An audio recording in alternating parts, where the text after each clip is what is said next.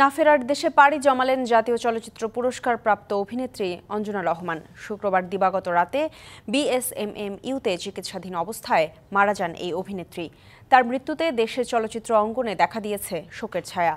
বাদ জোহর বাংলাদেশ এফডিসিতে তার জানাজা অনুষ্ঠিত হবে।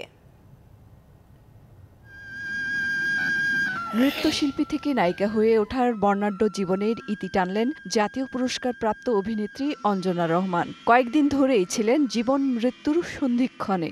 শুক্রবার দিবাগত রাত 1:30টার দিকে বিএসএমএমইউ হাসপাতালে আইসিইউতে মৃত্যু হয় অঞ্জনা রহমানের।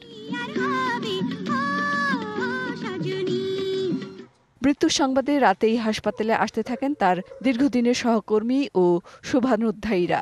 অঞ্জনাদি শিল্পীতে একজন খুবই রিফাইন একজন শিল্পী ছিলেন, আর এত ভালো মনের একটা মানুষ ছিলেন, হাস্য উজ্জ্বল সবসময়। ফিল্মের যে সে হিরোইন বা সে নায়িকা একজন কিংবদন্তি, সেটা সে ফিলই করতে দিত না। এতটা বেশি ভালোবাসা, সপ্তাহে একদিন হলেও সে ফোন দিত।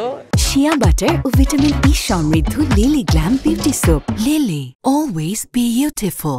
চলচ্চিত্র শিল্পী সমিতির সভাপতি মিশা সওদাগর জানান, স্বজনদের সাথে আলোচনা করে বাদ জোহর এফডিসিতে তার জানাজা অনুষ্ঠিত হবে।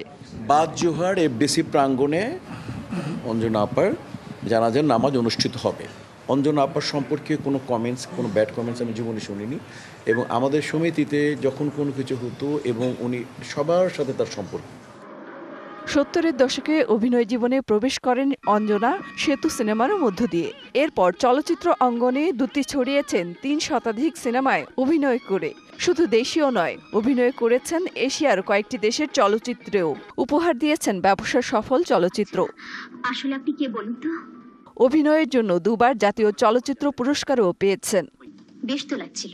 মেহের মনি, ডিবিসি নিউজ, ঢাকা।